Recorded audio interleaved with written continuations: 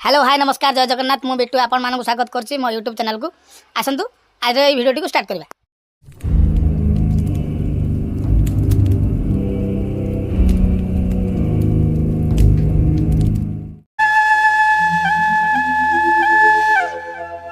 जगन्नाथ संस्कृति विषय रे जेते जानिले भी ताहा कम ही थाए। ए संस्कृति विषय रे जानिबा पई हुए तो गोटाए जीवन यथेष्ट नुहे। पुरी रे अवस्थित महाप्रभु श्री जगन्नाथଙ୍କ मंदिर को विश्वर कोण अनुकोणरू लोके दर्शन पाई धाई आसंते। महाप्रभु श्री जगन्नाथଙ୍କ विश्व प्रसिद्ध रथयात्रा समय रे पुरी रे देखिबा को मिले अगणित भक्त और श्रद्धालुଙ୍କ भिड़।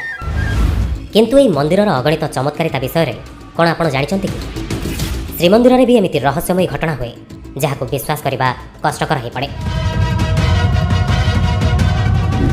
तेबे चलतु से भाव विनोदिया कालिया और तार से रहस्यमय मंदिर संपर्क में आज किसी अजणा कथा जाए। श्री जगन्नाथ मंदिर ओडिशार पुरी सहरर मध्य भाग में रही। श्री जगन्नाथ श्री बलभद्र देवी सुभद्रा और श्री सुदर्शन पूजित होता एक पुरातन देउल। ओडिशार संस्कृति और जीवन शैली उपरे एही मंदिरर सविशेष स्थान रही। तेणु जगन्नाथ मंदिर विषय में किसी रहस्यमय कथा जानिबा परे आपण निश्चय आश्चर्य होइजिबे। श्रीक्षेत्र पुरीर एक चमत्कारिता हेउछि समुद्रर पवन। विज्ञान दृष्टिकोण देखिले पवन जो आड़ू बहु थाए सामने थिबा जे कोनोसी जिनिस को से सही दिग को उड़े नहीं थाए। मात्र जगन्नाथଙ୍କ नेत्रक्षेत्र में व्यतिक्रम रही। आपण एहाकु महाप्रभुंकर इच्छा भावी पारंती। पवन जो दिगरु बहु थाए नेत ठीक सही दिग को ही उड़े अर्थात प्रतिकूलवर्ती हुए। यह पछर वैज्ञानिक कारण एजावत जना पड़ेनि। दिन में गोटे दिगरे गति करुवा बेले संध्यारे यार ठीक ओलटा दिगरे गति करे। समुद्रर पवन साधारणतः समुद्र आड़ू स्थल भाग को गति करे किंतु एठारे पवन स्थल भागरू समुद्र आड़ को गति करे। श्रीमंदिर ऊपर लगी सुदर्शन चक्र को आपण पुरीर जो स्थान भी ठिया हुई देखिए ताहा आपंक सीधा और सामने थिला भली देखा जहां नीलचक्र कहुए और यह अष्टधातु निर्मित। विश्वर यह एकमात्र मंदिर जहाँ छाई केबे भी मंदिर तले पड़े नहीं बा प्रतिफलित हुए नहीं। कौनसी भी सुदीर्घ घर मंदिर बा खंब खरा हेबा माने छाई निश्चय देखा मिले। मात्र श्री जगन्नाथ मंदिर रे सेपरी देखा मिले नहीं।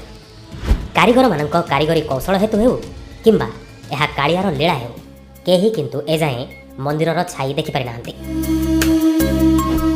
श्री जगन्नाथ मंदिरर आउ एक चमत्कारिता हेउछि पवनर विपरीत दिगरे मंदिरर पताका उड़े। यह केमिति संभव से विषय रे वैज्ञानिक माने मध्य कहि पारु नाहंती। श्रीमंदिरर ऊपर देई किंबा चतुर्पार्श्व रे कौनसी पक्षी उड़ंती नहीं और यह ऊपर देई विमान मध्य उड़े नहीं।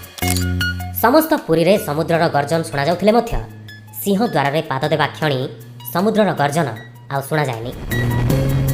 पुरी रे सबु बेले गोटिए परिमाणर रोषेई करा जाए और यहाकू हजार हजार लोकरू लक्षाधिक लोक पर्यंत खाई थांते। आश्चर्यकर कथा हेउछि जेते लोक एई महाप्रसाद खाइले मध्य सरे नाही कि बळे नाही। हजार लोकंक पई प्रस्तुत हेउथिबा महाप्रसाद को लक्षाधिक लोक किपरि खांते ताहा आज पर्यंत मध्य जଣା पड़िनी। एही महाप्रसाद को 7टी माटी पात्र रे गोटाए ऊपर गोटाए रखी प्रस्तुत करा जाए। एवं आश्चर्यकर कथा हेउछि ऊपर थिबा माटी पात्रर खाद्य सर्वप्रथम ही थाए और तापरे तळकु तळ थिबा पात्रर खाद्य ही थाए। सबु जगार ठाकुर को गंठी पका माला पिंधा जाए किंतु पुरी रे महाप्रभु को अगंठिया माला पिंधा जाए। गंठी न पड़ी माला रहिबा प्रभुंक अलौकिक महिमा बोली कहा जाए। हेले प्रकृत रे भाबिले बिना गंठी रे माला रहिबा असंभव किंतु एठी सेटा संभव हेउछि केमिति। गछरे पक्षी बसिबा साधारण कथा किंतु पुरी मंदिर भितरे थिबा कल्पवटरे गोटिए पक्षी बसे नहीं से हेला काऊ। एहार भी कारण काहाकू जना नहीं। एमिति आहुरी अनेक जना अजଣା कथा रही जहाकू प्राय लोक शुणिचंती सत किंतु तार प्रकृत कारण कौन तार उत्तर कहा पाखरे नहीं। आपनकू कौन लागुची आमको कमेंट करी निश्चय कहंतु। आउ हाँ श्रीमंदिर को नहीं जदि आपनकू किछि नुआ तथ्य जଣା अछि से विषय भी कमेंट रे निश्चय शेयर करंतु।